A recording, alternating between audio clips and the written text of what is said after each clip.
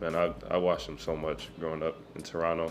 You know, he's always been one of my favorite players. You know, his pride and joy of Toronto. So I seen that shot fake a lot. But nah, he's a great player, and you know, thankfully I was able to stay down, and Mitch came over to help. So hello and welcome back into the Knicks-Verse. That's right, the Knicks-Verse, where our team is now 4-1, and I want you guys to look at this. Look at this when it finally switches over. Look at that. Look at that. Look at that. Look who's in first. Now, we got company. Got Charlotte, Chicago, the Bulls we just beat. New York Knicks just beat the Chicago Bulls in Game 5 of the 2021-22 season, 104-103 in Chicago in Joakim Noah night. That's right. And how fitting that they had it tonight when three incredibly crucial teammates and coach returned for Joakim Noah's night. Coach Thibs, Derrick Rose, and Taj. Wow, fantastic. Look at that, 4-1.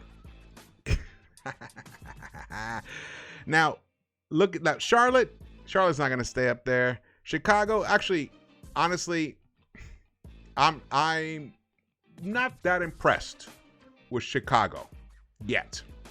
I think they have a ways to go. Though I got to give them props. They fought back. They never looked like they wanted to give up. And that's a testament to, their mentality, their approach to the game, and their coach, Billy Donovan. He made some really good key timeout calls. And I mean, almost every time that they made a timeout, he made a timeout call that those Bulls came out and really took it to him. Because the Knicks, we jumped out to a nice little lead in the first quarter. He called a timeout. They came back, and then it was like almost a tie game soon. Wow, this game. Let's get into this thing here. Hello, my name is George, and again, if you haven't subscribed yet, please do so and drop your comments and the thumbs ups, guys. Come on, let's hit those thumbs ups. And let's see here. Here we go. 104-103. Wow, this game.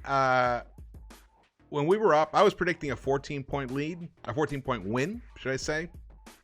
And it was looking really good for a while there. And then the fourth quarter came.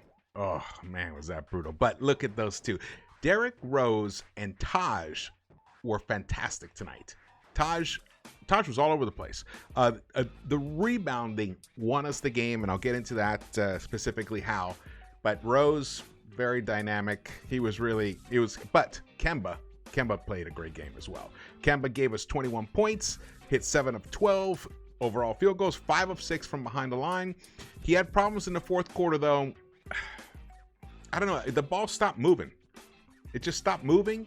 We only got, what do we get? I think we got like 14 assists total the whole game. But Julius Randle, he really struggled. The fact that we were able to beat an undefeated team with our very best player, our all-star, our all-NBA player, only giving us 13 points and missing 2 crucial free throws. Oh, at the end in fourth quarter. That was painful. But you know why I'm wearing this? You know why I'm wearing this? Because this jacket's from the 90s, guys. The 90s. Back when the Knicks used to play the Bulls, they used to battle it out. And we had this incredible team. We could never overcome the Michael Jordan Bulls. But we don't have to worry about that. Because that team is far from what that team was. And our Knicks are just getting started. I know you've heard me say, I don't even think we've played that well yet. Well, tonight is a good example. Because we played, at least let me rephrase it. We haven't played that well for a solid 48 minutes. Now, I know that's really hard to do in the NBA because no other teams, they got great players too. They don't want to get wiped off the floor because it was like looking like the Knicks. If they strung a few more 3-pointers together, this game would have been out of hand. But they weren't able to do it. But we got to shout out our guy. We got to shout out our guy, our 21-year-old jewel, RJ Barrett tonight. 33 minutes, 8 of 15, and he had a rocky fourth. Which is why that stat line ended up being like that, because he was hitting everything.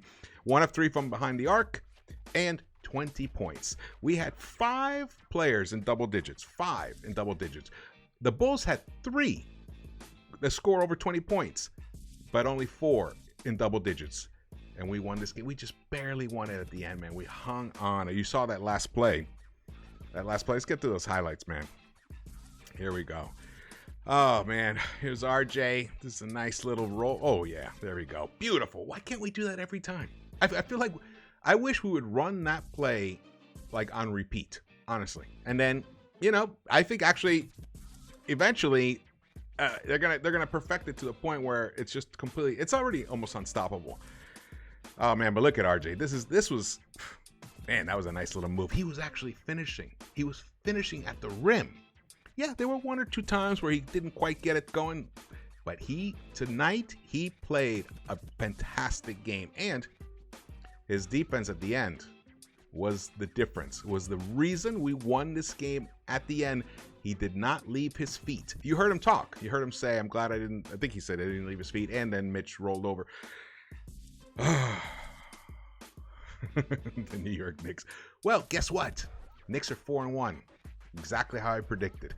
But they didn't do it the way I predicted. I thought we would actually possibly drop this game tonight, but would have won the 2 games against Orlando. So, but like I said, I look at these in clusters because each game affects the other. The mentality, the preparation, the attitude. And the Knicks came in with the right attitude. They were look at that play. Oh, look at that. And one. That was sweet. Look at that, man. You guys, we should be proud of this team. We should be proud of this team because a year ago we would have lost this game. We lost this game to Magic. I mean, pretty similar. We built up a lead. It wasn't as big a lead, but we built up a lead and then just kind of let this team hang around. And then they hung around and they hung around. And then eventually they stuck it in us. The knife, which would have been brutal. Look at this last play here. Here we go. Boom, boom, boom. Look, see, RJ didn't leave his feet. He gave him enough pressure where DeMar had no space. He had no ability to release the shot in any rhythm whatsoever. Also, he was probably afraid that, Mitch was over there. He's going to block him. Look at there's Rose. Rose had it just, look at that. Look at that crossover there. Boom, boom, boom. And ooh, Chicago was loving it. I got to say,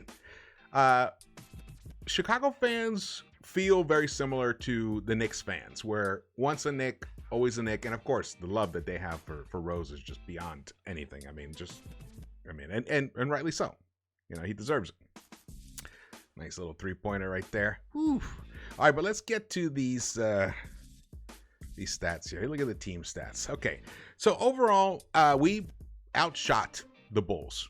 We hit 45.9%, almost 46% of our shots. We hit almost 38% of our shots, 3-pointers, 37.9%. But look, we only took 29 3-pointers. Now, I'm going to have to rewatch this game again and rewatch the fourth quarter because I was kind of like, I was a little frozen and I was like freaking out. I have to rewatch it and see what happened. Like, why couldn't we get threes off? I know we missed some, but it still looked like we had opportunities, but we just weren't moving the ball enough. And when guys were driving, they weren't kicking it out to the perimeter for some nice open looks. It's like that part of the game, the key aspect of the new New York Knicks offense stalled. It wasn't happening. Fournier did have a good look in the fourth quarter, couldn't connect. I'm going to get into Alec Burks later because something's happening there. I'm not happy with that situation. But here, look at this. Free throws. We got the 20 attempts. They got 22 attempts, but they hit 20 of theirs. They hit 90%, almost 91% of theirs. We hit 75% of ours. But look at the rebounds. 49 to 37, and the offensive rebounding for us. That's what actually won us the game. 11 offensive rebounds to their 5, and 49 overall to their 37. Because look at the assists. 16 assists to 25. See, they were moving the ball. They did some nice passing. Man, Caruso had some nice passes. I can't even remember, but it was mostly Caruso. He really did some really spectacular passing. We got some nice fast break points there. we did own the paint compared to them. We got 50 points. We were a plus 10 in the paint over them, which I'm a little surprised by that, actually. A little bit surprised when you consider the Zach's driving ability, DeMar's driving ability, Vooch's size, and his ability to hit the little mid-range jumper that he does, a little one-hander. It's almost a little, it's like a little push shot he does. Really nice. The largest lead, we had a 13-point lead there. Oh, why couldn't we have kept building that? That really hurt. But let's talk about the fourth quarter. In the fourth quarter, we were outscored 30-22. Yeah. We shot 36% in the fourth quarter. We only hit 1 of 6 3-pointers. We only took 6 3-point attempts in the fourth quarter. 1 of 6, 16.7%. 3 assists. We had 5 free throw attempts. We missed 2. Julius, come on, man. And you were money from the free throw. That was where you were delivering from the free throw line. But in Verse, Chicago hit all 10 of their 11 free throws in the fourth quarter. That's clutch. They shot about 43% field goal in general, 9 of 21. They hit 2 of their 6 3-point attempts for 33%. Nothing spectacular. They got 4 assists, so only 1 assist better than us. But the rebounding. We had 14 rebounds in the fourth quarter. They had 11, but 6 of our 14 were offensive rebounds, which extended possessions, gave us second chance opportunities, and killed the clock. Whew. Because if we hadn't had that, the way this game was trending, if there was an extra 2 minutes in this game, tonight might be very different right now. Just think about that. Think about that. The Bulls just ran out of clock tonight. Now, could the Knicks have kind of snapped it back together? Let's say they had tied it somehow. You know, they couldn't have tied it particularly. Well, let's say it was a foul call, went to the line and missed one, made the other one, and got into overtime. You know, Knicks with the break between the regulation and overtime, they might have gotten it back together and still won this game. But the way it was going in general, we were not looking. We looked tight. Kemba kept trying to drive instead of just launch your threes, man. You're money from behind the arc, you know. And they were trying to set these double screens at the top of the key there, and we just couldn't shake loose. There were issues, and I'm gonna say it's possible that Derrick Rose probably should have been brought in for those last few minutes. Kemba just was not making it happen. Now, I can understand Thibs' thinking. Kemba was having a night, you know. He ended up being the leading scorer. I mean, look at it. He's hit 5 of 6 3-pointers. He only got 2 assists though. But he did get 4 rebounds, which was nice. 7 of 12. So I think maybe Thibs was thinking, you know what? Let's let Kemba close this game out. This will be great for his psyche. We'll have strung 2 good games in a row together. But it almost backfired. This was a game I think we should have brought in Rose. And actually, Rose was in for that last possession. So there you go. But Taj Gibson, let's give him a little shout out. 3 of 4, 6 rebounds, 6 points. Julius almost had a triple double. There were a couple of the turnovers, the sloppiness. Come on, there was one where Alonzo. Mitch was trying to set a screen, and Alonzo just slapped the ball right out of Julius's hands. And we got lucky that wasn't a what do they call it? Forgot what they called the foul. But they didn't call it that type. The breakaway foul. I forgot what it was called. So we got lucky there. Sloppy ending. But let's go through this thing. I have a thing where sometimes I go and analyze the game. I call it the good, the bad, and the fugly. Tonight we're gonna go the great, the good, and the fugly. All right. The great is that we won. At the end, all that matters are W's. And we won. We have 4 of them. We should have 5 of them. We should be undefeated. We should be the first 5-0 team in the NBA. All right. Well, we're pretty close. 4-1. So that's good.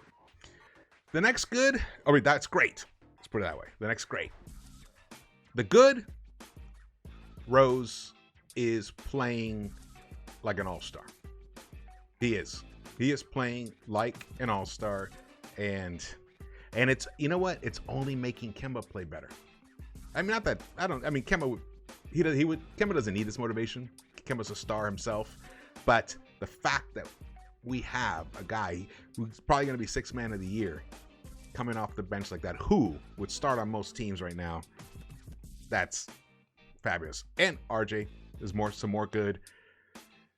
The fugly are the ill-timed turnovers, but I gotta say, Julius just was not. He was struggling. However, he did make up for it by some really key assists. He found some guys. These are actually in the first three quarters, because the fourth quarter, it all kind of ground to a halt. But that's how that shook out. But man, are we lucky? Look at that. Woo! 4-1. Yes. And now we're going to go down to New Orleans. Going to take care of business down there. Going to eat a hard roll and a cafe au lait.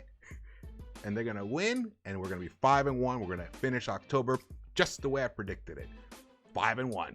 All righty. Well, if you enjoyed this video, please subscribe, hit the thumbs up button, and we are just getting started here in the Knicks-Verse. And I will see you guys pretty soon.